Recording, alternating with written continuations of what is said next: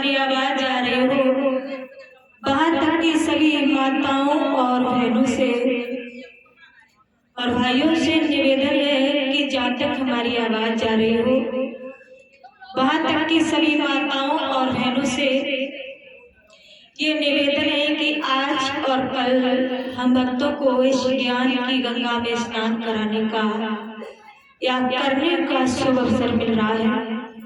आज और कल और मिलेगा, फिर कोई पता नहीं ये मौका हमको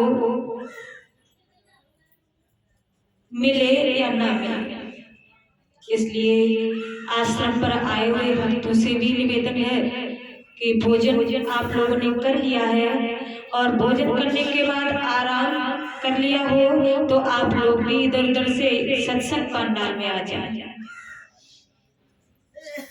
और महिला भक्तों से भी ये प्रार्थना है कि आप लोग सेवा कर रहे हैं, सेवा भी करते जाइए और सत्संग भी सुनते जाइए।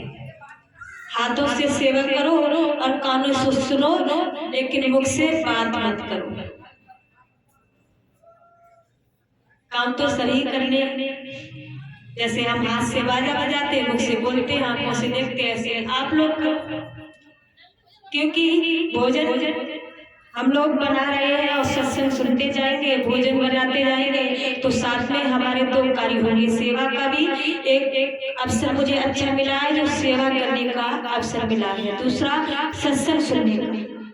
और सेवा का तो इतना बड़ा फल होता है कि सेवक, वैसे तो संसार में गुरु बनने के लिए बहुत लोग तैयार रहते हैं, लेकिन सेवक कोई भक्त बन पाता है, कोई बिरला भक्त ही बन पाता है। और सेवा किसी बिरले भक्त को ही करने के लिए मिल पाती है, हर किसी को नहीं। सेवा भी उसी भक्त को मिल पाएगी जिसके कोई पिछले पुण्य जागे होंगे, जिसके अंदर भाव होगा सेवा करने का। और सेवा का जितना बड़ा फल होता है वो शायद किसी और चीज में इतना नहीं मिल सकता है। अगर हम मन से सेवा करें, तन से सेवा करें, भाव विश्वास के साथ सेवा करें, धन से सेवा करें। सेवा की बात आती है तो कहते हैं कि अगर हम लोग ये कहते हैं कि हम तो बिजनेस वाले हैं, नौकरी कर रहे हैं, कैसे सेवा कर पाएंगे।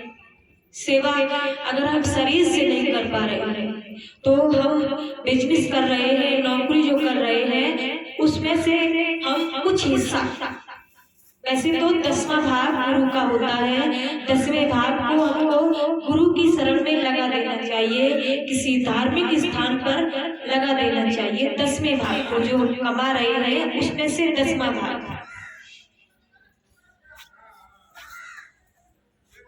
नौकरी वाले भक्तों के लिए हम धन से सेवा करें। कहते हैं कि जो 10वां भाग किसी धार्मिक स्थान पर नहीं लगाते हैं, भक्तों के लिए बताया है। 10वां भाग जो नौकरी करते हैं बिजनेसमैन है उनके लिए बताया, जो 10वां भाग गुरु की शरण में नहीं लगाते हैं उसका वो 10वां भाग चोरी में, जुआ में, मुकदमे में, बीमारी में, किसी ना किसी तरह से वो 10वां भाग तुम्हारा खर्च हो जाएगा। और हो सकता है 10वें भाग ही नहीं बल्कि उससे ज्यादा भी होगा। वैसे तो 10वां चला ही जाएगा। जिस पर तुम्हारा हक नहीं है वो तुमको नहीं मिल सकता है, जिस पर तुम्हारा अधिकार नहीं वो तुमको प्राप्त नहीं हो सकता है। और जबरन कर लो तो कोई बात नहीं कि मेरे घर में खेत में 10 बोरी गेहूं हुए हैं और 1 बोरी अगर आश्रम पर दे देंगे तो हम क्या खाएंगे? 1 बोरी तो हम 1 महीना बैठ कर हमारे बीवी बच्चे हम सभी लोग खाएंगे। ऐसा सोच लेंगे तो 1 बोरी तो बचा लिया, अपनी मन की संतुष्टि के लिए बचा लिया, लेकिन आगे चल के कह नहीं सकते हैं, बीमारी लग जाए, कोई चोरी हो जाए, और चोरी होगा तो कोई गुरु के 10वें भाग को ही नहीं ले जाएगा, उसके हिसाब में जो भी पड़ेगा वो ले जाएगा। और बीमार अगर हम पड़ेंगे तो डॉक्टर ये नहीं सोचेंगे कि तुमने गुरु को 10वां भाग नहीं दिया है, बस वही 10वां भाग। वो तो पहले 50,000 या 1 लाख जैसी बीमारी होगी, उसी के अनुसार जब जमा करवा लेंगे, फिर उसके बाद आपको एडमिट करेंगे। इसलिए हम लोग हर कार्य को करते जाएं। सेवा मतलब सेवा में यही नहीं होता है कि हम धंधा ही करें। हमारे पास जो भी है, हमारे घर में जो भी है, खेतों पर जो हो रहा है, मेरे हिसाब में जो पड़ रहा है, वस्त्रों का दान करना, पैसों का दान करना, फलों का दान करना, मिठाइयों का दान करना, गेहूं, दाल, चावल, आलू, हरी सब्जी, मतलब जो भी उपलब्ध है उस हर चीज का दान करना चाहिए। क्यों? क्योंकि जो आप किसी के हाथ में दोगे, ऐसे मान लीजिए कि अगर हम किसी भी कोई फंक्शन आता है तो आप लोग ये सोचते हो कि पूरी के साथ सब्जी क्या होनी चाहिए, या तो फूल आलू होना चाहिए, मटर आलू टमाटर ये होना चाहिए, और दाल से सब्जी तो पूरी नहीं खाई जा सकती है, मैच के हिसाब से खाई जाती है। कोई फंक्शन आता है, मैच के हिसाब से हम कपड़े पहनते हैं, उसी के हिसाब से हम चलते हैं। जो चीज मुझको पसंद आती है वही हम यूज करते हैं। ऐसे ही कि अगर हमको किसी चीज, जो भी चीज पसंद हो, जो भी चीज पसंद हो, वो आप प्रभु से मांगते हो, वही तो मांगते हो। या तो ऐसा तो नहीं कि जो प्रभु को पसंद हो वो आप मांगते हो, नहीं, जो आपको पसंद है वही आप मांगोगे। तो आप अगर वस्त्रों का दान करोगे तो आपको ये नहीं वस्त्र आप किसी भी निर्धन को दोगे या संतों को दोगे या भक्तों को दोगे वहां, लेकिन आपके हिसाब में, आपके खाते में आपके लिए लिख दिया जाएगा। वो भले ही यहाँ दिया है, लेकिन वो आपके लिए ही जमा कर दिया गया है। आपने किसी धन का, पैसों का दान किया है, भले ही किसी धार्मिक स्थान पर दान किया है, लेकिन वो आपके खाते में ही लिख दिया जाएगा, आपके लिए जमा किया है। प्रभु के पास जो भी आप दान कर रहे हो, जो कुछ भी दान कर रहे हो, वो सब आपके खाते में आपके लिए जमा किया जा रहा है, किसी और के लिए नहीं। देख किसी और को रहे हो, लेकिन आपके हिसाब में लिखा जा रहा है।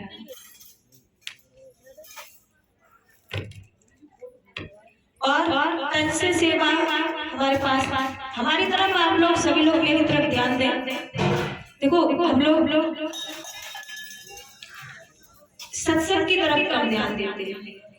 कोई वैसे तो हम घर पर खूब बातचीत सब कुछ सुनते हैं, लेकिन कोई जरा सा आ गया तो हम उधर ही अपना चित्त, पूरा दिल दिमाग उधर ही लगा लेते हैं। ऐसा मत कीजिए। हम जो बोल रहे हैं आप उसकी तरफ ध्यान दो। कहते हैं कि जिस ओर हमारा चित्त जाता है उसी ओर हमारा मन, दिल दिमाग सब चला जाता है। और हम तो आप लोगों को देख ही रहे हैं कि आप कितना हमारी तरफ ध्यान दे रहे हो, कितना उधर ध्यान दे रहे हो। मैंने भी बताया, महिला भक्त जो भंडारे में काम कर रही है उनके लिए भी बताया, और आप लोग तो आराम से बैठे ही हो, तो आप तो कम से कम मेरी तरफ ध्यान देना।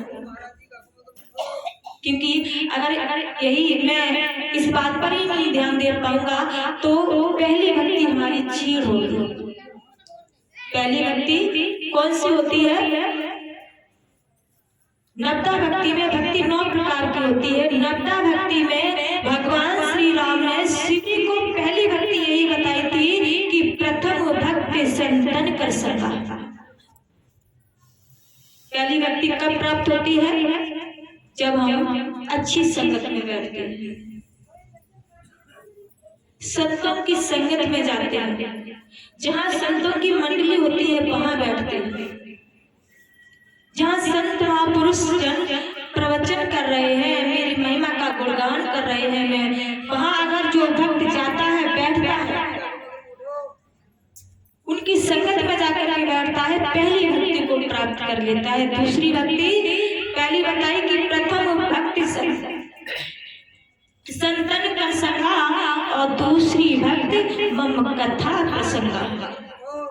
दूसरी भक्ति हमको कब प्राप्त होती है? जब हम चारों तरफ से दिल दिमाग को हटा करके एक चित हो करके मन लगा करके एक एक शब्द को अपने मन के अंदर अपनी जिह्वा से उसका उच्चारण कर रहे, अपने कंठ से नीचे उतार रहे, एक एक शब्द को सुन रहे, ध्यान पूर्वक अंदर धारण कर रहे हैं, दूसरी भक्ति हमको तब प्राप्त होती है। ये भगवान श्री राम शिवरी को बता रहे नवदा भक्ति के बारे में। 9 प्रकार की भक्ति होती है, वो भी हम आप लोगों को बताएंगे। तो हम लोग यही सोच रहे हैं कि सबसे बड़ी बात तो पहली भक्ति तो हम कर रहे हैं। क्योंकि मेरे अंदर ये जिज्ञासा है, सत्संग हो रहा है तो मुझे वहां जाना चाहिए। पहली भक्ति तो है, थोड़ी सी है, ज्यादा नहीं, ये मत सोच लेना। आए तो हो, लेकिन हमारा दिल दिमाग चित्त कहाँ है? किसी का इधर है, किसी का घर पर है, किसी का कहीं दूसरी जगह है, लेकिन नहीं, दिल दिमाग से, मन से, चित्त से, हर तरह से यही उपस्थित रहो, यहीं बैठे रहो, तब माना जाएगा। और मेरा दिल दिमाग घर पर रहेगा, इधर उधर रहेगा तो नहीं प्राप्त हो पाएगी। तो हम जो भी कुछ भी बोल रहे हैं वो सब समझ में नहीं आएगा। आपके पैरों में दर्द होने लगेगा, मन नहीं लगेगा, बार बार उठकर जाओगे, बार बार खुजली मचेगी, बार बार इधर उधर घूमोगे, हिलोगे, ये सब कुछ होता है। और अगर एक चित्त होकर मन लगाकर अगर हम सुनते हैं तो मुझे किसी भी प्रकार की कोई परेशानी नहीं होती, वहीं स्थिर बैठे रहते हैं।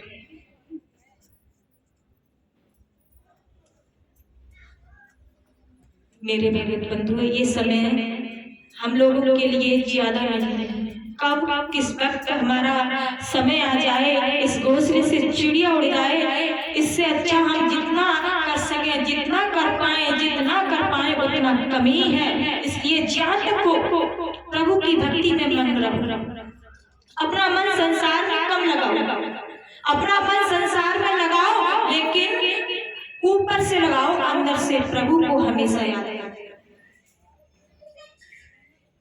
अब हम लोग क्या करेंगे, एक जो ये प्रोग्राम रखा है गुरुदेव भगवान ने नगली निवासी भगवान के लिए जन्मदिन के उपलक्ष्य में, उन्हीं की बात है। अभी 6-7 दिन पहले हम लोग आगरा में पतकी नगरिया में गए थे, जहां हमारे दादा गुरु हैं, जिनके जन्मदिन के उपलक्ष्य में ये प्रोग्राम रखा है। तो वो एक तपोभूमि है, पतकी नगरिया है, तपोभूमि है। वहां जो जिनका जन्मदिन है,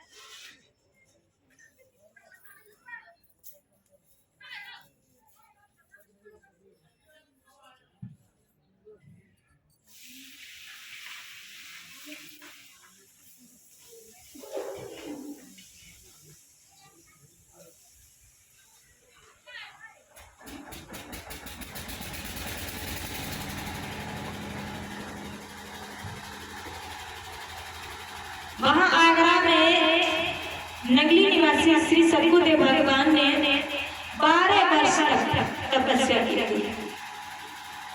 12 वर्षों तक उन्होंने कोई भी अन्न का दाना नहीं खाया। सिर्फ नीम के जो पत्ते होते हैं उनको 10-12 पत्ते सुबह को खा लेते थे, उसके अलावा कोई भी अन्न उन्होंने अपने मुंह पर नहीं रखा। 12 वर्ष पूरा शरीर बिल्कुल कमजोर हो गया। पत्तों को खाया और तुरंत ही नीचे गुफा बनी हुई थी, उसमें बैठ करके भजन करने लगे। हमेशा पूरा 12 वर्षों तक उन्होंने लगातार भजन किया, सिर्फ नीम के पत्तों को खाकर। आज भी वो जगह है, शाम को दिन में कभी कभी ऊपर आ जाते थे, एक कुंड सा बना हुआ है, वहाँ अग्नि को जलाकर तापते थे, कच्चा बना हुआ है यादगार के लिए, और नीचे गुफा में जाकर के भजन करते थे। आज भी वो उसी जगह वहाँ उनकी बिल्कुल जैसे वो पहले हो गए थे तपस्या करते करते बिल्कुल कमजोर, वैसे ही उनकी भूख लगी मंदिर में। तो गुरुदेव भगवान ने ये देखा कि 12 वर्षों तक ये तपस्या करते रहे, भजन ध्यान करते रहे, नहीं चला जाता है, नहीं बैठ पा रहे, जैसे कर पा रहे, सिर्फ भजन पर उतर गए। तो गुरुदेव भगवान ने दया करके उन्हें वो लेट नहीं पा रहे थे, भक्तों को आदेश दिया। तो जो रुई होती है, रुई करके रुई में लपेट करके जो नगली निवासी होते भगवान है उनमें लिटा करके पलकी में बिठा करके लिटा करके उनको सदगुरु नगरिया लेके गए थे। नगली धाम 12 वर्षों तक की थी। तो कोई गुणगान ऐसे बातों से नहीं होता। हम लोग आज जिनके लिए ये प्रोग्राम रखे हैं, जिनकी हम महिमा सुना रहे हैं, भला बताओ कोई साधारण मनुष्यों की अगर महिमा सुनाए वो इस बात को बचा सकता है? अगर किसी साधारण मनुष्य के आगे हम साष्टांग दंडवत प्रणाम करें वो नहीं सहन कर पाएगा। किसी साधारण मनुष्य की आप तीर्थ में सेवा करते रहो, वो आराम से बैठा रहे, आप उसकी सेवा करो, पैर दबाओ, उसको दान करो, तो वो बहुत कम बचा पाएगा, सहन नहीं कर पाएगा। ये पावर, ये शक्ति सिर्फ संतों में होती है जो हमेशा अपनी सुरती को शब्द में जोड़े रहते हैं, हमेशा सुरती को शब्द में जोड़कर हमेशा ही निमग्न रहते हैं, उस प्रभु में आनंदित रहते हैं। उनके लिए ये सब कुछ होता है। और वैसे तो हम संसार में बहुत से गुरु, बहुत सी संत, किसी साधारण मनुष्य को आप गाली दे तो बहुत क्रोध आएगा, किसी साधारण मनुष्य की आप सेवा करो तो वो खुश हो जाएगा। लेकिन संतों के अंदर ऐसा नहीं होता है। वो हमेशा ही एक समान रहते हैं, हमेशा एक समान रहकर ही। तभी तो आप लोगों ने ये देखा होगा, कोई भी महापुरुष होते हैं, हमको अगर अशांति है, मेरा मन अशांत है, मुझे दुख है, तो हम संतों के पास जाते हैं शांति के लिए, आनंद के लिए। लेकिन संसार में मैं जिसमें आनंद ढूंढ रहा हूँ वो आनंद संतों के पास नहीं। संतों के पास तो असली सच्चा आनंद है, और वही सच्चा असली आनंद हम लोगों के साथ जाता है। संतों ने बताया है, कहते हैं क्या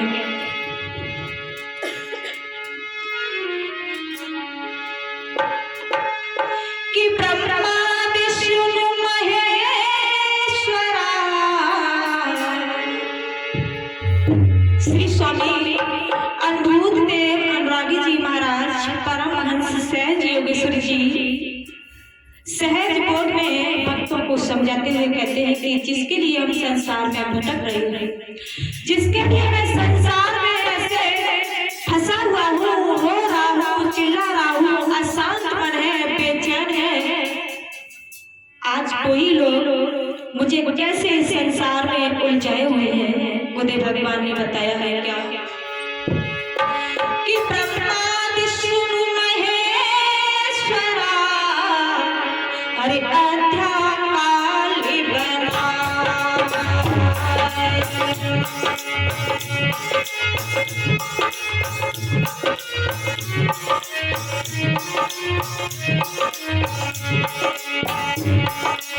अनुरागी पहुँचे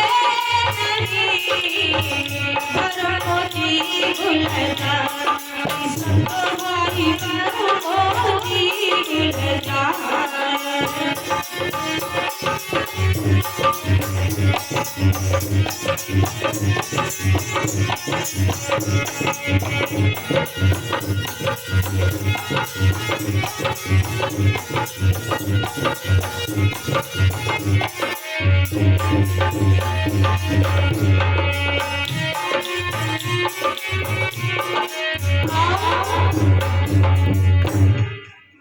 श्री स्वामी अनुभूत देव अनुरागी जी महाराज कहते हैं कि ब्रह्मा विष्णु महेश्वर,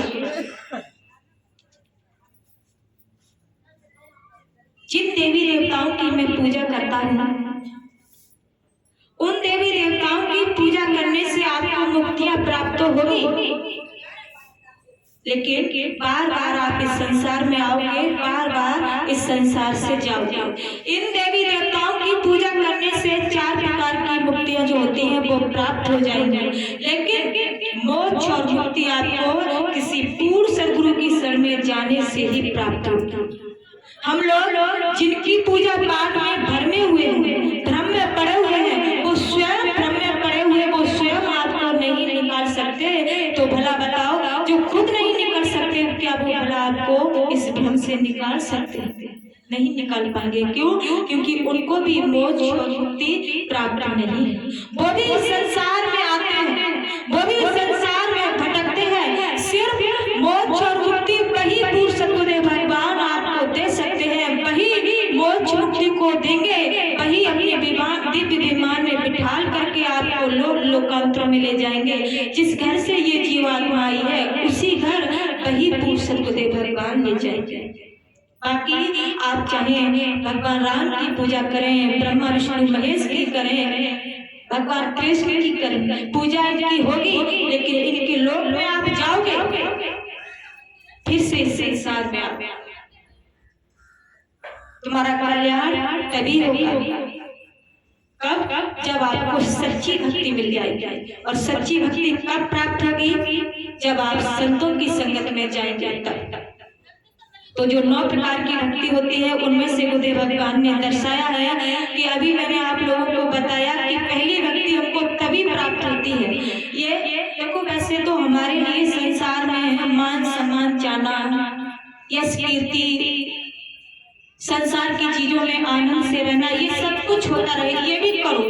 मनुष्य का शरीर धारण किया है तो जो भी आनंद आपका लेना है लो, लेकिन थोड़ा सा समय प्रभु के लिए या फिर अपने लिए, कल्याण के लिए, भक्ति के लिए निकाल लो थोड़ा सा। जैसे आप ये सोचते हो कि मेरे 4 बेटे हैं तो चारों को हम बराबर एक समान तौल, मुझे मेरे लिए सब एक समान।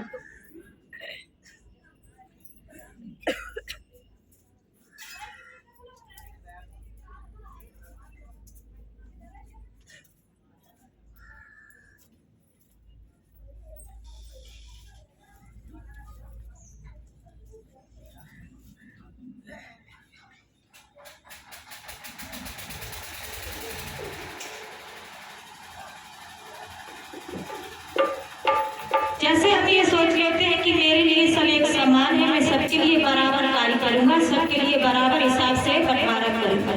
ऐसे ही आप अपने लिए ये सोचो कि मेरा कर्तव्य है कि बच्चों का भी हम देखभाल करें, संसार के कार्यों को भी करें, और जिस कार्य के लिए वास्तव में जिस कार्य के लिए मैं आया हूँ उसको भी हमको करना चाहिए।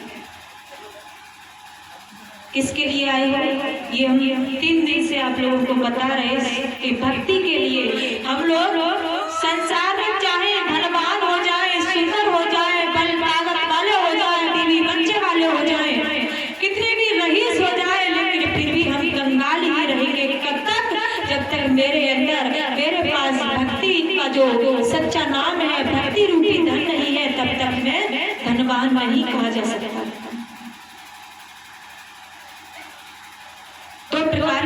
तो आप लोग समझ गए होंगे कि पहली भक्ति हम संतों की संगत में जाकर के प्राप्त कर सकते हैं। संतों की संगत में जाकर, और संतों की संगत में जाकर के प्राप्त कैसे कर सकते हैं? एक छोटी सी बात है। एक बार की बात है, दादू दयाल जी का आप लोगों ने नाम सुना होगा, सुना है? किसी ने सुना है। जो दादू दयाल जी हैं वे महान कवि भी है और संत भी थे। तो वैसे तो उनके जन्म का कोई पता नहीं। एक ब्राह्मण को साबरमती नदी में एक कठोर बक्सा, काठ का बक्सा था, उसमें बहते हुए, लेटे हुए थे, उसमें बहते हुए मिले थे। तो दादू दयाल जी जो थे उनको परम संत कबीर साहब ने आकर के सबसे पहले जो पिंडी अजपा में 100 में नाम अर्पण कर रहा है, इसका अभ्यास बताया। इसका जब अभ्यास पूर्ण कर लिया तब उनको सहज की अक्षर का बोध कराया परम संत कबीर साहब ने आज्ञा। तो गुरुदेव भगवान ने आज्ञा प्रचार के लिए दे दी, तो उन्होंने आश्रम बनवा लिया, भक्तों को दीक्षा बांटने लगे, संसार में चर्चा होने लगी। तो कहते हैं कि अगर किसी की चर्चा हो, कोई किसी के बारे में कुछ कहे, तो लोग सोचते हैं कि मुझको भी इससे मिलना चाहिए। तो 2 भक्त थे, उन्होंने सोचा भैया सुना है दादू दयाल जी बहुत अच्छे संत हैं, बोले सुना तो है कि चलो हम लोग उनके दर्शन करें। उनसे मिलाएं। तो जो दो भक्त थे दादू दयाल जी से मिलने के लिए जा रहे थे। तो दादू दयाल जी अपने आश्रम से पास में एक पार्क था, उसमें टहल रहे थे, घूम रहे थे। तो दोनों भक्त आए और दादू दयाल जी से ही पूछने लगे, भैया ये बताओ मुझे जो यहाँ संत जी रहते हैं दादू दयाल जी, वो कहाँ मिलेंगे? मैं उनका दर्शन करना चाहता हूँ, वो महान संत हैं, पहुंचे हुए संत हैं। दादू दयाल जी बोले, अरे कहाँ तुम उसके चक्कर में पड़े, वो तो पाखंडी है, ढोंगी है, बेकार, बहुत बेकार आदमी है, उससे मिलकर के तुम क्या करोगे? दोनों भक्तों ने कहा, बताओ कैसा आदमी है, आश्रम कर रहा है और एक संत के लिए ऐसा होता है। बोले नहीं भैया बता दो, वो इतने अच्छे संत हैं और तुम ऐसे उसके उनके बारे में बोल रहे हो। बोले नहीं, उससे मत मिलो, तभी अच्छा है, बहुत बेकार आदमी है, लोगों को भरमाता है, भ्रम में डाल रहा है, इकट्ठा जनता को इकट्ठा कर लेता है, धन को लूट रहा है, बेकार, उससे मिलो मत, कभी ठीक है, अपनी घर गृहस्थी देखो। दोनों भक्तों ने कहा कि अगर बताना है तो बता दो, मुझे गुस्सा आता जा रहा है, आप किसी संत के बारे में गलत बोल रहे हो। बोले नहीं मानते हो तो बताओ क्या करें, और क्या कभी क्या लोगे, वो तो बेकार है, पाखंडी और ढोंगी है, अभागा है। दोनों भक्तों को इतना गुस्सा आया, दोनों ने चार बार दोनों गालों में मार दिया, जो दादू दयाल जी थे, कस के। एक ने इधर से मारा और दूसरे ने इधर से, कुछ नहीं कहा, चुप रहे। दोनों ने कहा ये तो नहीं बताएगा, चलो हम अंदर जाकर के पूछते हैं। अंदर गए और भक्त मिले, उनसे कहा भैया दादू दयाल जी कहाँ मिलेंगे? बोले वो अपने कक्ष में है, भक्तों के साथ बैठे हुए हैं, सत्संग सुना रहे हैं, आप वहां चले जाए। अंदर गए, देखा काफी भक्त बैठे हुए थे, दादू दयाल जी सिंहासन पर बैठे हुए थे। दादू दयाल जी को देखते ही वो दोनों जो भक्त थे जिन्होंने उनको कान में चांटे मारे थे, वो तो दंग रह गए कि ये तो आदमी यहाँ बैठा हुआ है, ये कौन? वहाँ जो भक्त बैठे हुए थे उनसे पूछा, भैया ये बताओ दादू दयाल जी कहाँ मिलेंगे? बोले यही तो है जो सिंहासन पर बैठे हुए हैं। बोले ये? बोले हाँ यही तो दादू दयाल है, ये कैसे हो सकते हैं? दोनों ने आपस में बात की, ये तो मुझे वहां मिला था, मैंने इसको मारा। बोले भैया मजाक मत कीजिए, बता दो कहाँ मिलेंगे? बोले इसमें भी कोई मजाक होती, यही तो दादू दयाल जी हैं, यही सदगुरु है। जब ये शब्द बार बार सुने, दोनों भक्त दौड़ करके बुद्धे भगवान के चरणों में गिर गए, प्रभु मुझे माफ कर दो, मैं नहीं समझ पाया कि आप ही सदगुरु, मैंने आपको पीटा, मैंने गलती से आपको पीट दिया और आपने कुछ नहीं कहा। आप एक बार बता देते कि हम ही दादू दयाल हैं तो हम ऐसा क्यों करते, क्यों मारते, क्यों आप पर अत्याचार करते, क्यों गाली देते? दादू दयाल ने दोनों भक्तों को उठाया, कहा बेटा कोई बात नहीं, तुम्हारी कोई गलती नहीं, तुमने जो कुछ भी किया वो अच्छा किया। कैसे अच्छा किया कि जब कोई व्यक्ति या फिर कहीं कुमार घड़े को बनाता है या फिर कोई व्यक्ति घड़े को लेने के लिए जाता है, मटका को, तो ऊपर से पहले ठोक मारता है, वो पक्का है या कच्चा है, अगर सही है तब तो ले लेता है। तो बेटा ऐसी कोई बात नहीं, तुमने ठोक मार के देख लिया कि हम पक्के हैं या कच्चे हैं, तो इसमें कोई बुराई की बात नहीं। तुमने ठोक मार के कम से कम ये तो देख लिया कि हम पक्के हैं या कच्चे, और ऐसा करना भी चाहिए। तुमने एक कुमार के पास जाकर के घड़े को जैसे देखते हैं वैसे ही तुमने ठोक मार के देखा, इसमें बुराई बात नहीं है, आराम से बैठते। दोनों व्यक्ति इतने लज्जित हो गए, इतने रो रहे, प्रभु से बार बार प्रार्थना कर रहे। तो ये होते हैं, अगर एक दो चांटे भी हम मार दें तो वो कहेंगे कुछ नहीं, और अगर कहते कुछ नहीं है तो नुकसान हमारा ही होगा, और अगर वो लौट कर कुछ कह दें तो हम अपने नुकसान से बच सकते हैं। कि कि कुदरत को दंड नहीं देगी। उनके संतों के आगे पीछे जो रिद्धियां सिद्धियां होती हैं वो दंड नहीं देगी। और अगर संतों ने कुछ कहा नहीं, संतों के बारे में हमने गलत कहा, बुराई की, गाली दी और उन्होंने अगर कुछ कहा नहीं तो मुझे कुदरत भी दंड देगी। मेरे आगे पीछे जो रिद्धियां सिद्धियां उनके पीछे होती हैं वो भी आपको दंड देगी।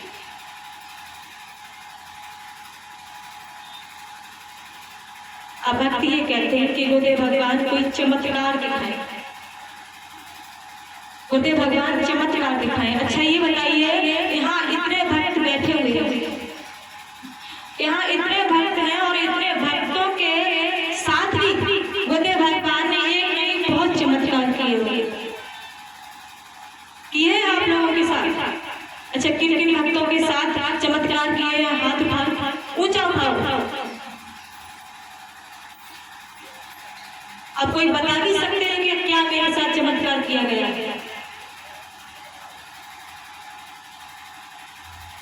लोग चमत्कार को नमस्कार करते हैं। आप लोगों के साथ इतने चमत्कार किए गए। अच्छा ये बताओ, कोई अगर भक्त बताए कि मेरे साथ ये बोले भगवान ने चमत्कार किया गया, कोई स्वप्न की बात नहीं, सच्ची घटना कोई हो, उस बात को आप बता सकते हो? यही से बता दो। यही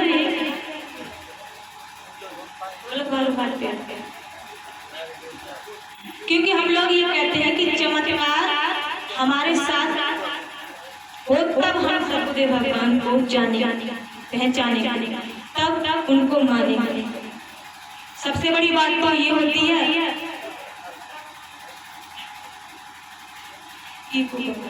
सबसे बड़ी बात तो ये होती है कि हम लोग इस बात को ही छोटा मानते हैं कि मुझे गुरुदेव भगवान ब्रह्मा विष्णु महेश का जिंदा चेतन दर्शन कराते हैं।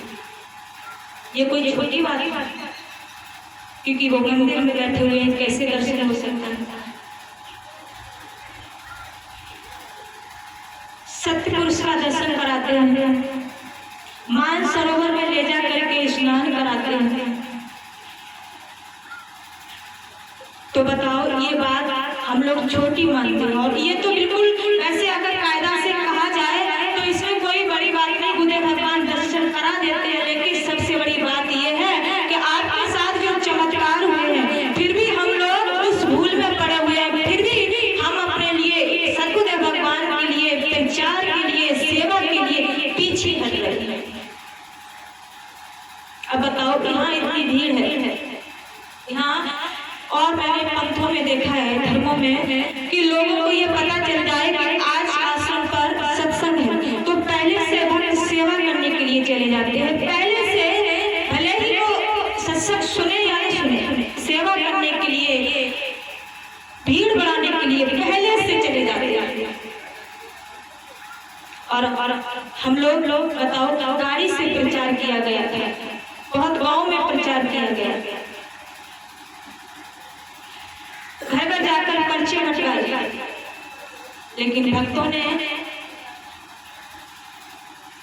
बताओ कितनी भीड़, कितने भक्त आए सुनने के लिए?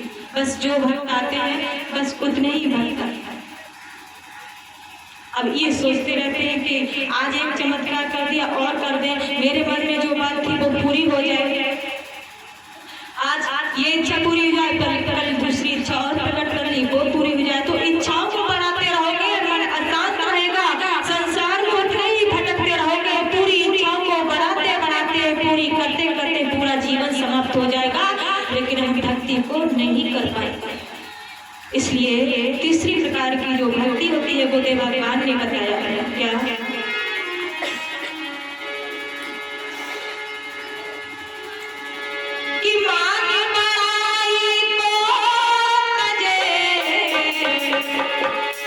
अरे गुरुपति पंकज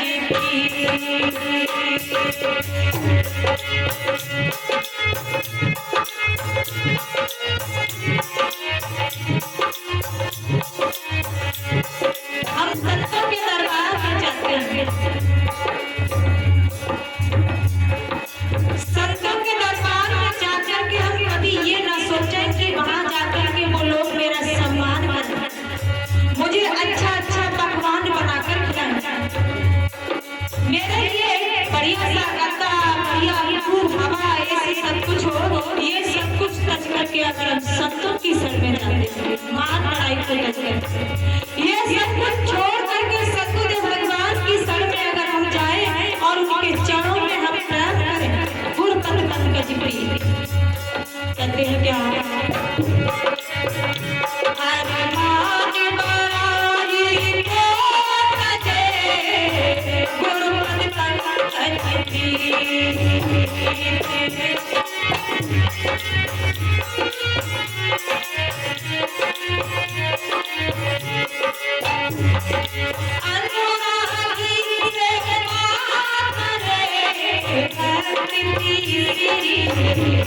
ये संतों भाई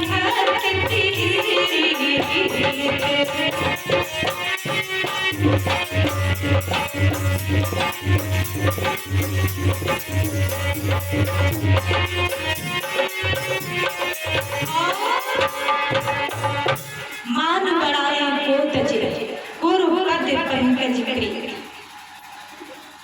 आप अगर हमेशा सतगुरुदेव भगवान के चरणों में हमेशा ही प्रेम करते रहोगे, हमेशा आपका चित्त गुरुदेव भगवान के चरणों में रहेगा, हमेशा अगर हमेशा रहेगा सतगुरुदेव भगवान के चरणों में प्रेम, तो और प्रेम करके हम जब भी जाए वहां तो सेवा करें।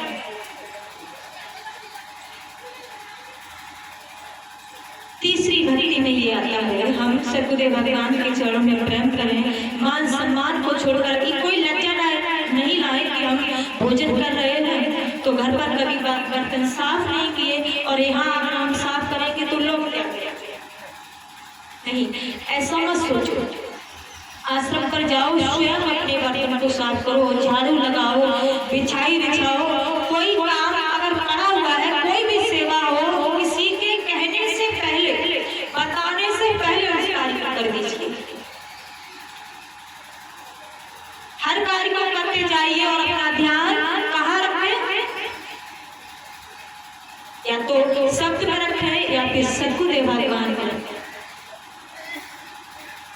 खींचरी मुद्रा को लगाए रखें हमेशा, और खींचरी मुद्रा हमेशा लगी रहेगी तो हम कोई किसी से ज्यादा बात नहीं कर पाएंगे, और अगर लगी रहेगी तो हम लोगों से अगर बात करना चाहेंगे तो उसी समय हटाएं, फिर लगा लें, फिर ज्यादा मेरा मन नहीं करेगा किसी से बात करें, किसी से कोई मुझसे बात। और खींचरी मुद्रा अगर नहीं लगी होगी तो ये सोचते रहे टाइम पास नहीं हो रहा है, कोई आ जाए बातचीत कर ले। और ये किसके साथ होता है, जो लोग तम्बाकू का ज्यादा सेवन करते हैं वही खींचरी मुद्रा को नहीं लगा सकते।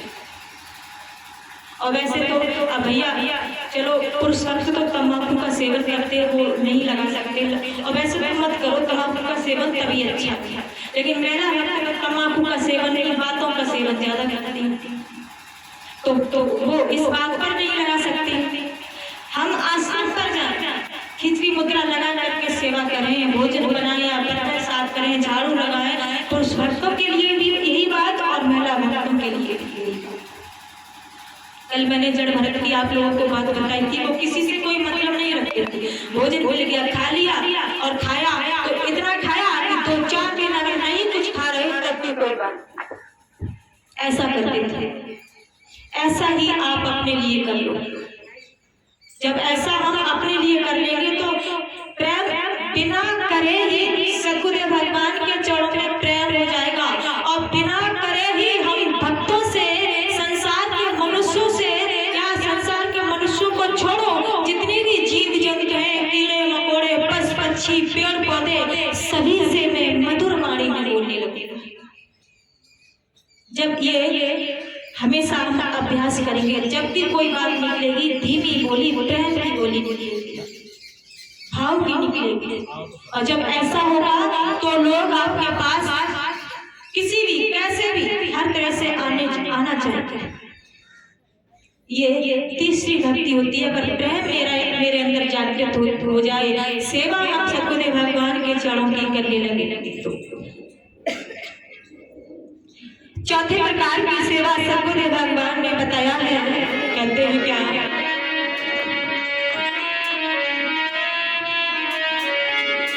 कि छल कपट छोड़ कर जीत हार तेरी महिमा गुणगान कर कही वह भक्त कही जाती हम भजन की धनगान करे।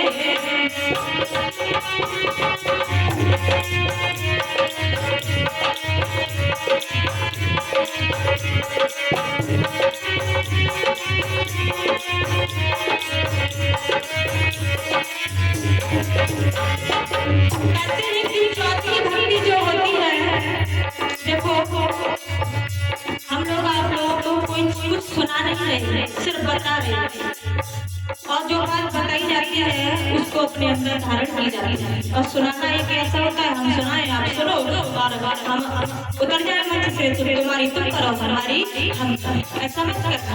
हम सिर्फ आप लोगों को बता रहे हैं ताकि आप और हम सभी भक्त इस बात को माने, इसके आधार पर चले।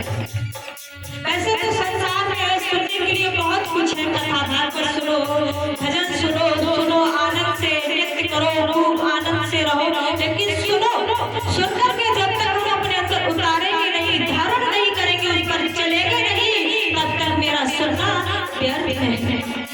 इसलिए कहते हैं क्या, छल कपट छोड़ और जीत हार मेरी महिमा गुणगान कर चौथी वह भक्त कहाती है मको भजन की धनगान करे।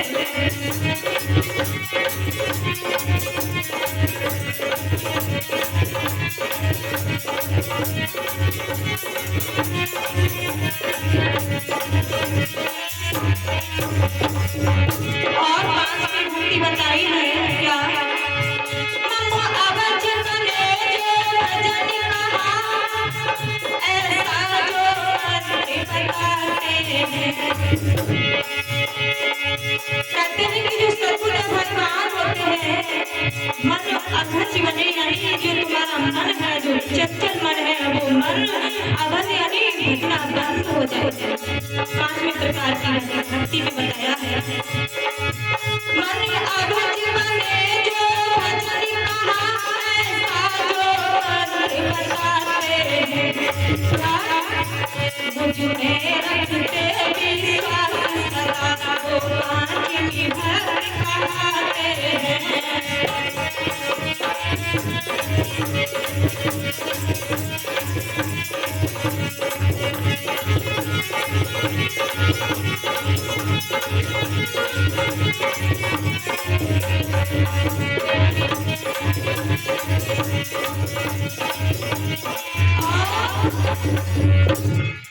चौथे प्रकार की भक्ति होती है छल कपट को छोड़ करके,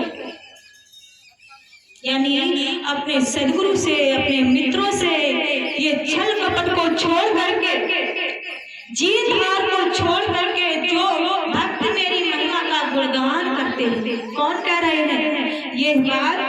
नवदा भक्ति में भगवान श्री राम शिवरी को बता रहे हैं। जो 9 प्रकार की भक्ति होती है उनमें भगवान श्री राम शिवरी से कहते हैं कि जो चौथी प्रकार की भक्ति होती है, जो भक्त चौथी प्रकार की भक्ति को करता है, वो छल कपट को छोड़ करके, जीत हार को छोड़ करके, कैसे कि कहीं अगर कीर्तन हो रहा है, कहीं मेरी महिमा का गुणगान हो रहा है, तो भक्त जो होता है वो दूसरे को हराने की कोशिश नहीं करेगा, दूसरे को नीचा दिखाने की कोशिश नहीं करेगा, दूसरे को गलत बात, गलत शब्द नहीं बोलेगा।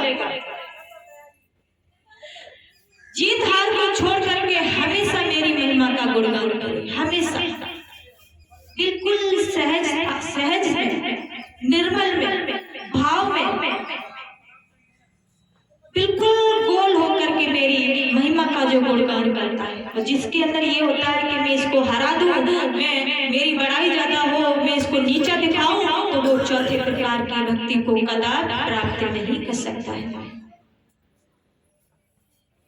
पांचवें प्रकार की भक्ति को बताया है कि जो सद्गुरुदेव भगवान ने आपको मंत्र दिया है, यानी जो सच्चा सौदा दिया है, उस सच्चे सौदे का जो हमेशा भक्त अभ्यास करता है, जिसका मन भागना बंद हो जाए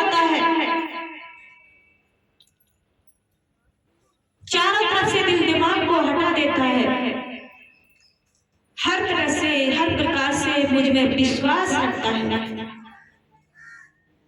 वो 5 प्रकार की भक्ति को प्राप्त करता है। अब ये बताओ, हम भक्तों को सद्गुरुदेव भगवान में कितना विश्वास है? विश्वास तो है, लेकिन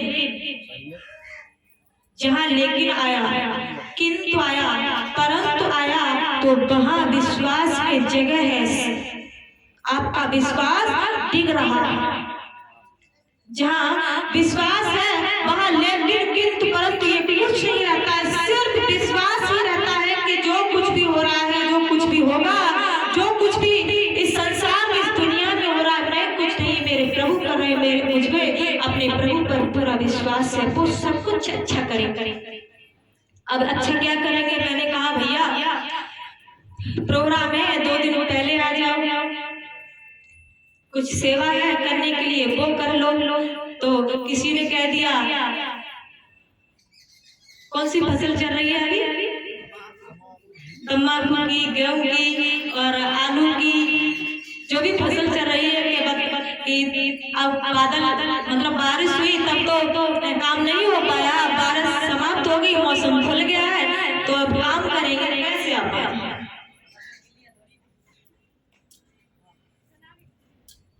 गुरु जी थोड़ी नहीं हमारी कन्हैया तोड़ के डाल जाएंगे तंबाकू की, और नहीं आलू खोद के डाल जाएंगे, पानी बरस गया तो सब मेड़े भर जाएंगे पानी से।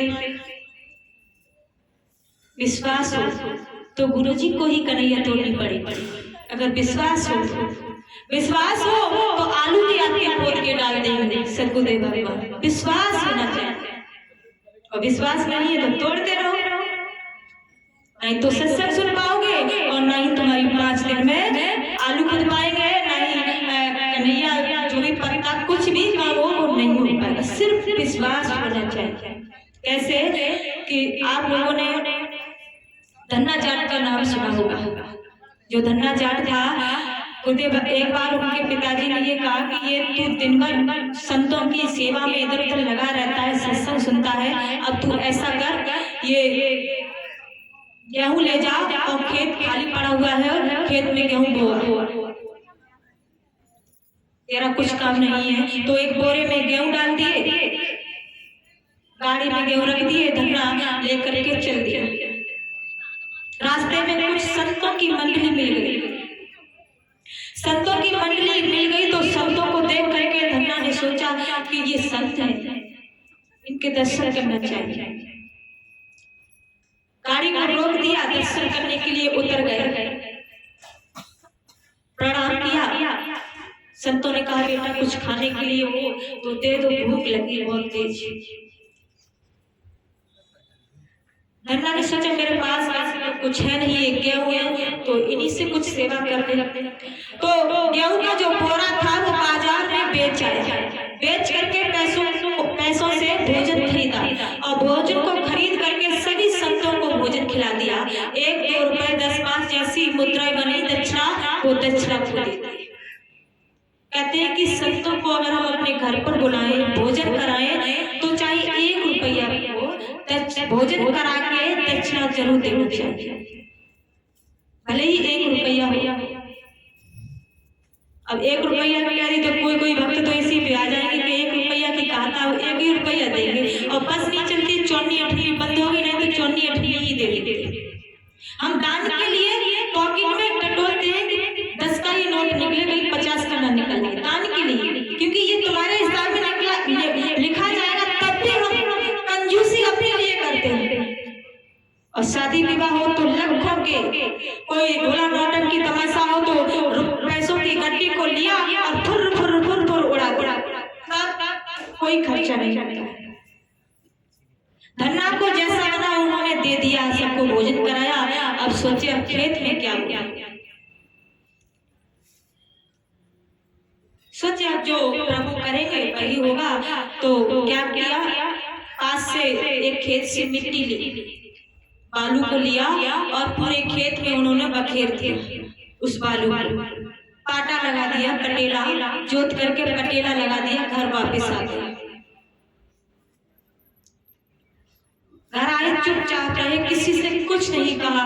माता पिता से क्यों कहेंगे तो फिर क्या होगा वो तो जानते ही आप लोग कि वैसे तो कुछ करता नहीं, एक काम बताया वो भी ये इतना बड़ा नुकसान करके आ गया, कुछ नहीं कहा। तो गेहूं कितने दिन में किल्ला देने लगते हैं? 10-15 दिन में। तो जैसे ही गेहूं उगने लगे, पड़ोसियों ने गेहूं देखे कि इतने सुंदर गेहूं, इतने घने काली एकदम बढ़िया जमे हुए हैं, ऐसा कौन सा बीज धन्ना ने इसमें डाला था। धन्ना के घर गए, धन्ना के पिता से कहा, जो कन्ना थे उनसे कहा, भैया ये बताओ आपने अपने खेतों में बीज कौन सा डाला? बोले बीज जो तुमने डाला था ये मैंने डाला। बोले नहीं, बहुत अच्छे आपके गेहूं उगे हैं। धन्ना ने सोचा ऐसे कैसे हो सकता है, मैंने तो उसमें बालू डाली थी, गेहूं कैसे उगाए? बोले चलकर देखो। धन्ना सोचने लगे ये लोग मजाक कर रहे हैं, ऐसा नहीं हो सकता है, तो खाली है, मैंने डर की वजह से नहीं बताया। बोले नहीं चलकर देखो। तो सभी गए, देखा तो वाकई में और जितने खेत थे, किसी के खेत में इतनी अच्छी फसल नहीं थी जितनी फसल धन्ना के खेत में थी। हर वर्ष से ज्यादा दुगना तिगुना गेहूं इस खेत में हुआ। अब बताओ, अब ये भी आप लोग कहोगे कि बालू से गेहूं उगते हैं? नहीं, बालू से गेहूं नहीं उग सकते। किससे उगे? गेहूं खेत में उगे तो किससे उगे? एक तो संतों को भोजन कराया, अब ये भी नहीं पता था वो संत शायद भगवान ही हो। दूसरा विश्वास था प्रभु पर। तीसरी भक्ति एक ऐसी थी, हमेशा प्रभु पर ही मगन रहते थे। मैंने आपके ऊपर छोड़ दिया, आप जो कुछ भी करें, जैसे भी करें वैसा करें, मैं कुछ नहीं जानता। आप 10 रुपए किसी धार्मिक स्थान पर लगाओगे, आपका दुगना तिगना बढ़ करके आपको मिलेगा। दान पुण्य करने से घटता नहीं बल्कि बढ़ता ही। हम लोग दान करने से, सेवा करने से, पूजा पाठ करने से, भजन ध्यान करने से, इन सब चीजों से डरते हैं, लेकिन नहीं। अगर हम भक्ति कर रहे हैं, गुरुदेव भगवान ने मुझे आज्ञा दी कि बेटा आज एक दिन के लिए सेवा है, आ जाओ। बिना बोले, बिना हिचकिचाए, बिना सवाल किए, बिना गुस्सा किए, तुरंत हम गाड़ी में बैठे और गुरुदेव भगवान के पास पहुंच जाए तो मेरे खेतों पर कोई भी कार्य हो, किसी भी प्रकार का कार्य हो, चाहे नौकरी का हो, खेत का हो, बिजनेस किसी भी प्रकार का हो, उसमें आपको कोई हानि नहीं हो सकती। अगर मुझे सद्गुरुदेव भगवान पर विश्वास है तो, और विश्वास नहीं है तो दिन भर करते रहो खेतों पर काम। एक बार आपने अपने गुरुदेव भगवान को रुष्ट कर दिया तो ना तो फसल अच्छी होगी और ना ही अंदर से आनंद मिलेगा। प्रभु को रुष्ट नहीं करना है। भगवान ने ये कहा कि ऐ इंसान, तू करता वही है जो तू चाहता है, तू वही करता है जो तू चाहता है, लेकिन होता वही है जो मैं चाहता हूं। तू अपनी मनमानी कितनी भी कर ले, लेकिन तेरी मन की नहीं होगी जब तक तेरे अंदर भाव, विश्वास, जिज्ञासा नहीं होगी तब तक। तब प्रभु ने कहा कि ऐ इंसान, तू वो कर जो मैं चाहता हूँ, फिर होगा वही जो तू चाहता है। लेकिन हम ऐसा नहीं कर पा रहे, संसार के नकली आनंद की वजह से हम नहीं कर पा रहे हैं। इसलिए छठे प्रकार की भक्ति को सद्गुरुदेव भगवान बता रहे हैं। क्या है?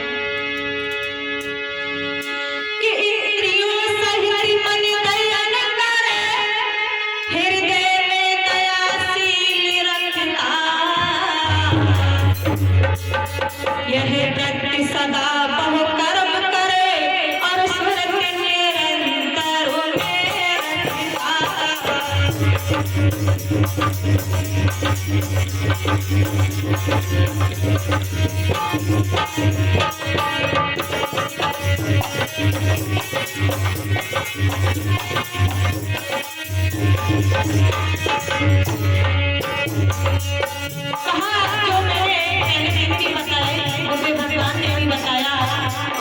हम बता रहे हैं कि अगर हमारे शरीर में जो 10 इंद्रियां हैं, उन 10 इंद्रियों को बिल्कुल मरोड़ दीजिए, तोड़ दीजिए, गायब कर दीजिए, खत्म कर दीजिए। कैसे? आप लोग तो जानते ही हैं कि इंद्रियों का दमन कैसे करना है। इंद्रियों को अगर हमें पहले दिन ये बताया था, मुझे भगवान ने भी कल बताया था, आप लोगों ने सुना होगा। जो 10 इंद्रियां हैं, 10 इंद्रियों पर अलग अलग देवी देवता बैठे हुए हैं और यही देवी देवता आपको एक जगह स्थिर नहीं होने दे रहे।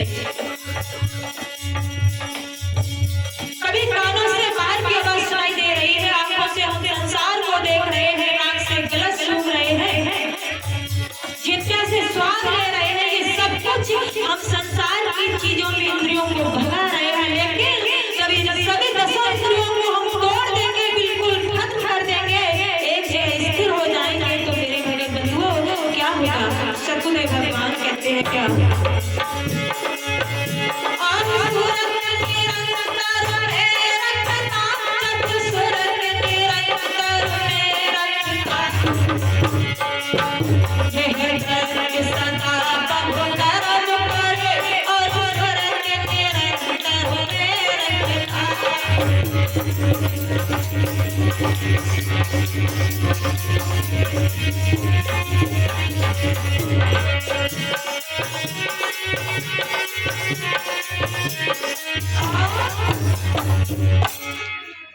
सभी इंद्रियों को एकाग्र करके, इनको स्थिर करके अपने अंदर दया, क्षमा, स्नेह, शील, संतोष ये धारण कीजिए। हम भक्तों के अंदर दया, शील, प्रेम, स्नेह ये है? बताओ, हम भक्तों के लिए है? अरे गर्दन ही हिला दो, जिसके अंदर नहीं हो रही वैसे हिला दे, कोई बुराई वाली बात थोड़ी। कैसे हिलाए? ये कहेंगे भैया ये बताओ तुम्हारे अंदर ये बात क्यों नहीं? कहोगे कम है, कहोगे ज्यादा है, लेकिन ज्यादा रखो। जैसे खाने के लिए सोचते हैं मुझे ज्यादा मिलना चाहिए, सबसे ज्यादा मुझे मिलना चाहिए। कैसे? कि जब मैंने ये देखा है, जब गुरु पूर्णिमा का प्रोग्राम होता है तो मैंने खुद अपनी आंखों से देखा है, शाम को क्या होता है, कभी कभी गद्दे कम पड़ जाते हैं, कभी कोई पता नहीं चलता है भीड़ कम हो गई या ज्यादा हो गई, तो कोई वक्त तो 2 गद्दा बिछाए होता है और कोई बेचारा बोरी को बिछा कर लेटा हुआ है। तो बताओ हमारे अंदर दया है? नहीं है।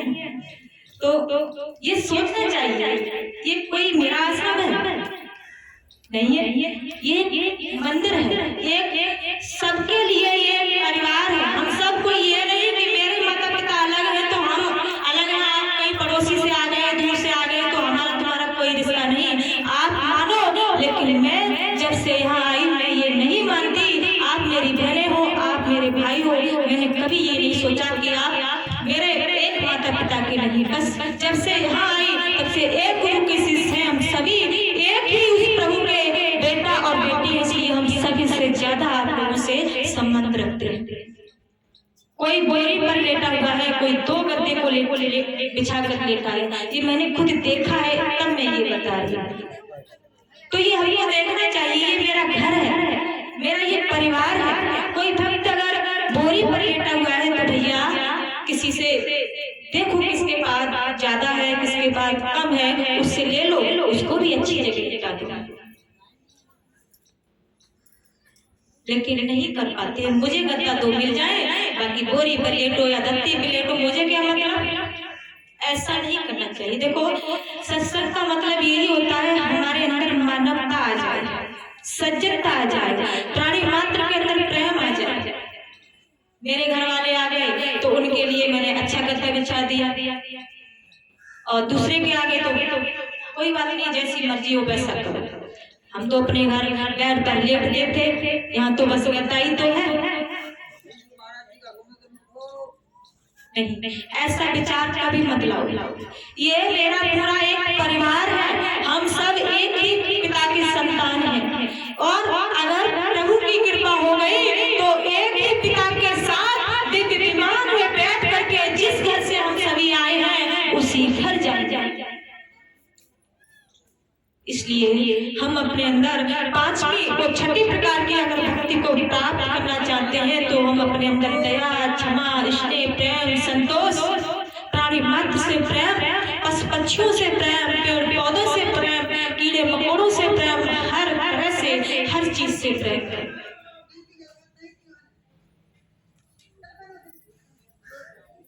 अगर प्रेम हो जाएगा तो आज हम जीवों की भी हत्या नहीं करेंगे। सातवें प्रकार की भक्ति को बताया है क्या क्या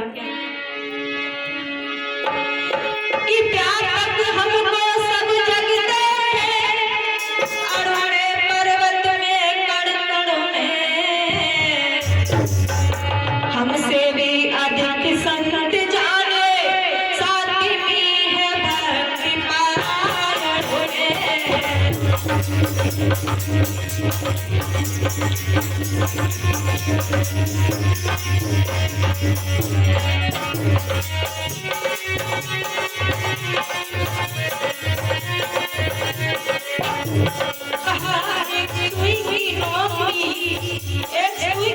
भक्ति जगह खाली नहीं है जहाँ परमात्मा नहीं है। तो भगवान श्री राम सीढ़ी से कहते हैं कि हे व्यक्ति, जो सात प्रकार की भक्ति होती है वो भक्ति तब प्राप्त कर सकता है जब हमको हर जगह व्यापक सर्वत्र देखता है, अड़ में, कड़ में, पर्वत में, पशु पक्षियों में, पेड़ पौधों में, मनुष्यों में, तो वो सात प्रकार की भक्ति को प्राप्त करता है। और भगवान श्री राम कहते हैं कि मुझसे भी अधिक संत जानते हैं। और ये भक्ति उनको कब प्राप्त होगी जब वो संतों की शरण में जाएंगे। ये नवदा भक्ति में भगवान श्री राम शिवरी को बता रहे हैं। कहते हैं क्या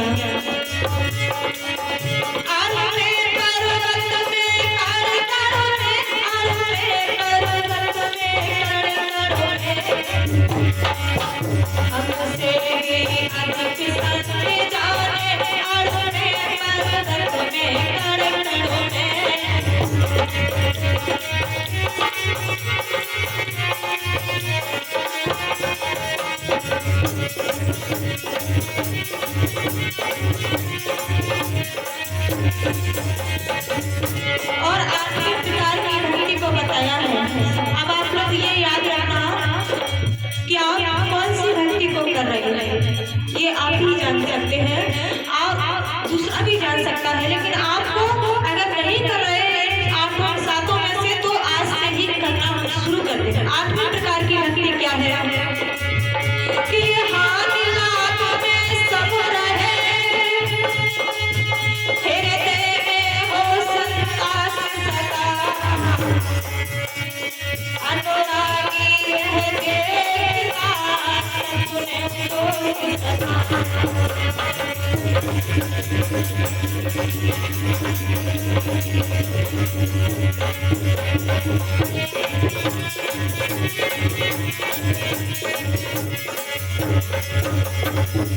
जो इंसान दूसरे के दोषों को देखता है, मेरी तरफ ध्यान दें, जो इंसान दूसरे के दोषों को, अपनी गलती को छुपा करके दूसरे की गलती को देखता है, वो आठवीं प्रकार की भक्ति को प्राप्त नहीं कर सकता। जो इंसान हमेशा हानि में, लाभ में हमेशा सम रहता है, समान रहता है, कोई लाभ हो गया तब भी कोई बात नहीं, तब भी मग्न रहो। जैसे कल जड़ भरत को कहा वो गड़से से काटने वाले थे, उन्होंने अंतिम इच्छा पूछी, भैया बताओ तुम्हारी अंतिम इच्छा क्या है? तो जड़ भरत हंसने लगे। कोई मतलब नहीं, मान दीजिए कोई मतलब अच्छा खाने के लिए मिला, बहुत खुश है, पहनने के लिए बहुत खुश है, मानने के लिए चले तभी बहुत खुश। जो हार लाभ में खुश रहता है, दुख प्रकट नहीं करता है और सपने में भी किसी दूसरे के दोष को नहीं देखता है, वो आठवें प्रकार की भक्ति को प्राप्त कर लेता है। और आठवें प्रकार की भक्ति को सत्य भगवान कहते हैं क्या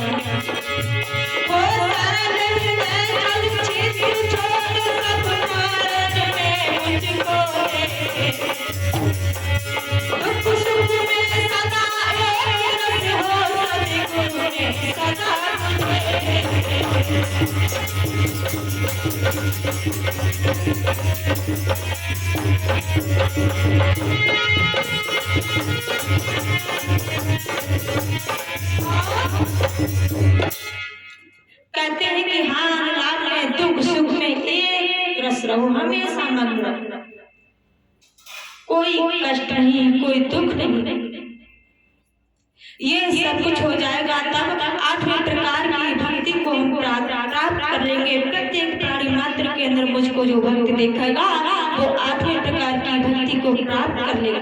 9वें प्रकार की भक्ति को सद्गुरुदेव भगवान ने बताया है कि जो 9वें प्रकार की भक्ति होती है वो आत्म निवेदन होती है। जो भक्त पूरी तरह से, हर तरह से, चारों तरफ से, धन दौलत से, दिल दिमाग से, शरीर से, मन से, तन से, हर तरह से मुझ में पूरी तरह से समर्पण हो जाता है, मेरे प्रति समर्पण भाव कर देता है, समर्पित हो जाता है, तो 9वें प्रकार की भक्ति को भक्त प्राप्त कर लेता है। समर्पित का मतलब यही नहीं होता है कि हम लोग अपने पूरी घर गृहस्थी को छोड़ करके, बीवी बच्चों को छोड़ करके भेष धारण कर लें और आश्रम पर चले जाएं। ऐसा नहीं, मन से संसार के कार्यों को कीजिए, बीवी बच्चे की परवरिश कीजिए, हर कार्य को कीजिए, लेकिन अपना मन, अपना दिल दिमाग, अपना पूरा जीवन वैसे सद्गुरुदेव भगवान के चरणों में रखो, जिस इष्ट को आप मानते हो उनके चरणों में रखो, लेकिन घर गृहस्थी के कार्यों को भी करते जाओ। जैसे राजा जनक हमेशा अपनी सुरती को शब्द में जोड़े रहते थे और पूरी प्रजा का देखभाल, लालन पालन सब कुछ करते थे, हमेशा सुरती उनकी शब्द में रहती थी। तो कितनी प्रजा होगी, तो बहुत सारी प्रजा होगी और हमारा तो छोटा सा ही परिवार, तो हम नहीं कुछ कर पा रहे। सद्गुरुदेव भगवान को अपना मित्र बना ले, अपना सखा बना ले। जो कुछ भी मेरे अंदर आ रहा है वो अपना सखा की तरह, मित्र की तरह उनके अंदर उनको बताएं, उनके साथ शेयर करें। ये 9 प्रकार की भक्ति, और 9 प्रकार की भक्तियों में से अगर एक भी भक्ति मेरे अंदर आ जाए तो धीरे धीरे सभी प्रकार की भक्तियां हमारे अंदर आ जाए। अगर इन सब में से 9 प्रकार की भक्तियों में से एक भी भक्ति आ जाए तो धीरे धीरे सभी आ जाए। और कुछ भी ना कर सको तो सिर्फ सद्गुरुदेव भगवान के चरणों में प्रेम करते रहो और प्रेम के साथ सेवा करते रहो। किसी भी प्राणी मात्र को कष्ट मत दो, दुख मत दो, बस भक्ति इससे ही अपूर्ण होने लगे। इसलिए अब कुछ ही क्षणों में पूर्ण मसीहा, पूर्ण सद्गुरुदेव भगवान हम भक्तों को ज्ञान की गंगा में स्नान कराएंगे। भक्तों से प्रार्थना है शांति बनाए रखे हैं, तो भक्त सद्गुरुदेव भगवान से प्रार्थना करता है, प्रभु वैसे तो भक्ति मैंने पहले दिन ये बताया था कि 4 प्रकार के जो भक्त होते हैं, आर्थ, अर्थार्थी, जिज्ञासु और ज्ञानी। तो अगर सबसे बढ़िया बात तो तभी होगी हम ज्ञानी भक्त बन जाएंगे। जब ज्ञानी भक्त हो जाएंगे तो हमारे अंदर कोई जिज्ञासा, कोई कामना, कोई इच्छाएं नहीं रहेंगी। जब ये सारी चीजें खत्म हो जाएंगी तो किसी से वरदान लेने की, किसी से आशीर्वाद लेने की, किसी के आगे रोने की, गिड़गिड़ाने की जरूरत नहीं पड़ेगी। क्यों? क्योंकि आपके अंदर कोई इच्छाएं, कोई लालसा, कोई आशा, ये सब कुछ आप खत्म कर दोगे तो जो भी आप नहीं चाहोगे वो भी आपको प्राप्त होने लगेगा। हम लोग आनंद तो ढूंढते हैं, आनंद सिर्फ भक्ति करो, फिर संसार का भी आनंद मिलेगा और भक्ति का भी आनंद मिलेगा। लेकिन आनंद संसार में ढूंढते हैं, भक्ति को छोड़ देते हैं। तभी तो मुझे कोई सी छोटी सी बात हो गई रोना आता है, कोई कुछ कहते हैं मैं रोने लगता हूँ, मुझे दुख होता है। कोई मर भी जाते हैं, घर छोड़ देते हैं, किसी को मार देते हैं। ये सब क्यों होता है? संसार में हम सब कुछ अपना समझ बैठे हैं, संसार में हम पूरी तरह से जी रहे हैं, स्वयं को नहीं जान पा रहे। मैंने सतगुरु भगवान से दीक्षा ले ली, सेवा भी कर रहे हैं, लेकिन पूरी तरह से उसका मुझ पर असर नहीं। जब ये सब कुछ हमारे अंदर हो जाएगा तो क्या होगा? हम किसी को गाली नहीं देंगे। और बहुत से लोग ऐसे होते हैं कि खूब सत्संग सुनते हैं, सत्संग भी सुनते हैं, भजन ध्यान भी सोचते हैं करें, लेकिन हमारी चित्त वृत्ति, हमारी वाणी बिल्कुल वैसी रहती, गाली देना, लोगों को सताना, लोगों की बुराई करना, ये सब कुछ मेरे अंदर रहता है। तो ऐसा जो भक्ति करता है, भजन ध्यान करता है, अपने सतगुरुदेव भगवान से प्रेम करता है, प्राणी मात्र से प्रेम करता है, तो वो कभी भी किसी को गाली नहीं देगा, किसी भी भाई बहन के बारे में गलत नहीं बोलेगा, बुराई नहीं करेगा, किसी को भक्ति करने से रोकेगा नहीं, किसी भाई बहन को आश्रम से हटाने की सोचेगा नहीं। यहाँ तक कि संसार में जितने भी हमारे गुरु भाई गुरु बहने हैं, उन सभी से अपना एक भाई और बहन का रिश्ता रखेगा। और बहुत से लोग कहते हैं भजन ध्यान बहुत करता हूँ, लेकिन अगर देखा जाए तो मुझ पर भजन ध्यान का जरा सा भी असर नहीं। भक्त सतगुरुदेव भगवान से प्रार्थना कर रहा है, प्रभु आ जाओ, आपके भक्त आपका इंतजार कर रहे हैं, सोच रहे हैं भगवान मैं इस संसार में एक अज्ञाता की तरह, एक अज्ञानी बनकर इस संसार में भटक रहा हूँ। प्रभु अगर आपकी कृपा हो जाएगी तो मैं निश्चय ही इस संसार से क्या, संसार के लोगों से क्या, काल से क्या, हर चीज से मैं बच सकता हूँ अगर आपकी कृपा हो जाए तो। और कहते हैं कि बिना सतगुरुदेव भगवान की कृपा या फिर बिना उस प्रभु की कृपा हम लोग कभी भी इस भवसागर से पार नहीं हो सकते हैं, जब तक उस प्रभु की कृपा हम पर नहीं हो जाती। भक्त कहता है